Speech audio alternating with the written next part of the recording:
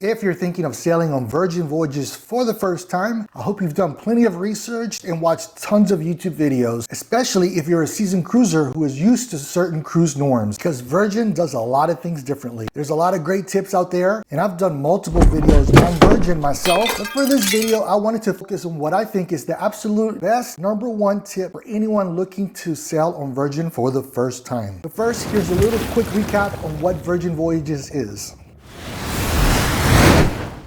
When Sir Richard Branson wanted to create a cruise line, he wanted it to be different, edgy, and fun.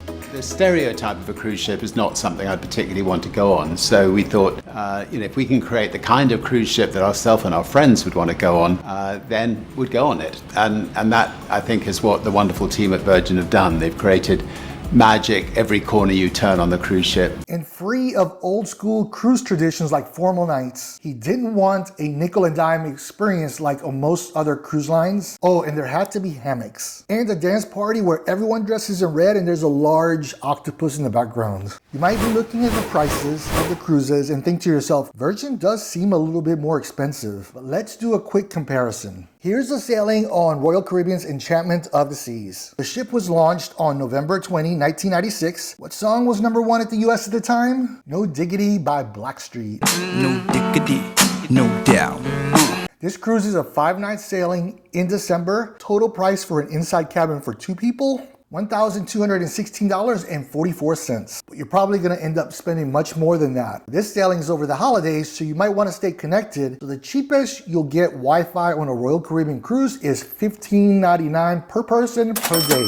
If you want sodas, then that's going to run you $12.99 per person per day. Family of 4, that kind of adds up. You also need to tip the staff on Royal, and Royal thinks you should tip $18 per day per person, regardless of the quality of service you get on the ship. With all these added costs for a 5-day cruise, that's $234.90 per person at the lowest, or $469 per cabin. That brings your total for the cruise to $1,685.44. And that's if you're able to dodge all the different ways that Royal has to get your money while you're on board. I'm not even going to mention those overpriced drink packages. During the same dates, I found this 5-day Virgin Voyages cruise on the Valiant Lady, which was launched 24 years after Enchantment of the Seas on May 20, 2020. And for that price, all the things you had to pay for on Royal are included in your fare. And I can guarantee you that the quality of what you will get on board Virgin will be much better than what you're getting on Enchantment of the Seas. But with my #1 best tip on Virgin Voyages, you can sail on a balcony, or Virgin calls them sea terrace, for about the same price as an inside cabin. Now for my #1 best tip for anyone sailing on Virgin Voyages. You need to find yourself a My Next Virgin Voyages Placeholder Certificate. Now what is this? Every cruise line has an office set up on board to sell you their next cruise. On Virgin, you can purchase a My Next Virgin Voyages Placeholder Certificate for $300. For that $300, that money is applied towards the deposit of your next cruise with Virgin. You also get $300 off the price of a sea terrace or above. And the cherry on top is you get $600 of onboard credit, which Virgin calls Sailor Loot. You can use your Sailor Loot for drinks on board, which Virgin has priced them much more reasonably than other cruise lines, spa services, casino. We used $100 of our Sailor Loot on the casino,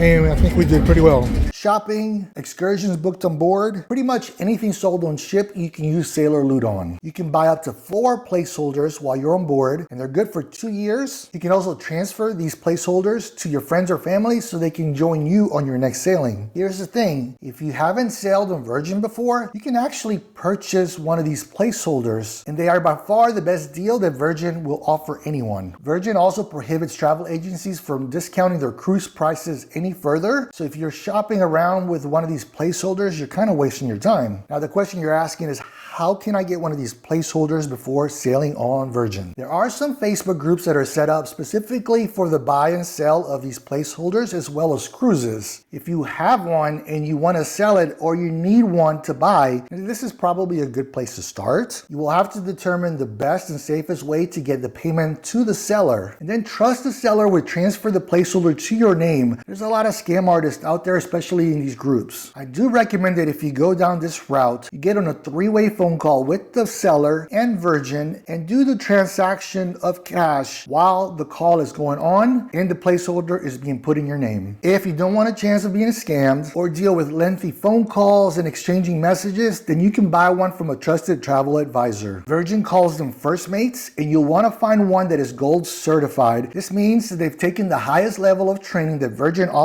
and they know the ins and out of the company. I'm a gold tier certified First Mate, and I travel with Virgin often so I can purchase these placeholders for myself and for clients. As of a few months ago, Virgin reduced the number of placeholders that travel agents and people can buy, so they are extremely limited, and a First Mate will usually reserve these for someone that's sailing Virgin for the first time. Another recent big change to these placeholders occurred in February 2024 this year. Since that date, when you purchase a placeholder, you have 60 days to pick your sailing, or that sailor loot of 600 drops down to 300. There are still some of the original placeholders from before February floating around, but those are becoming harder to find. But there is a way from keeping that $600 in sailor loot from dropping to $300, and this is something that I discuss in details with my clients. It does take some lengthy phone calls with Virgin because none of the reps I've talked to on Virgin so far are aware of this policy, so it usually takes a manager approval or override to honor the $600. First Mates are also restricted by Virgin Voyages on what they can give you. Their terms and conditions state that First Mates can't gift more than $100 of onboard credit or gifts to sailors on Virgin. Virgin watches this very closely, and they will ban any travel advisor that breaks their policies. If you want more information on booking your next Virgin cruise or want to acquire one of these placeholders, then I've put my contact information in the video. 75% of the cruises I sell to my clients are to Virgin Voyages, so I'm pretty well versed on what they have to offer. My agency belongs to the Cruise Planners family of agents, and we have added perks like early access to dinner reservations. If you've sailed on Virgin before, then you know how important it is to book those reservations early. So I was ready to publish this video when Virgin announced they would be making changes to the My Next Virgin Voyages placeholders. Now, with the new offer they just announced, the cost to purchase them will remain the same at $300. What's changed is the benefits, and they will be based on how long you cruise. For cruises of 4 to 5 nights, you will get a $150 discount on the price and a $150 onboard credit. 6 to 8 night cruises get $200 in discount and $200 of onboard credit. And finally, any sailings of 9 days or more will get a $250 discount and $250 onboard credit. These offers apply on sea terraces and above. This is obviously a huge devaluation of this offer, but it falls closer in line to what other cruise lines are doing in terms of onboard credit promotions. This also means that there's going to be a total of 3 of these different promotions floating around, and the first 2 offers will become much more harder to find as the number of them quickly decline.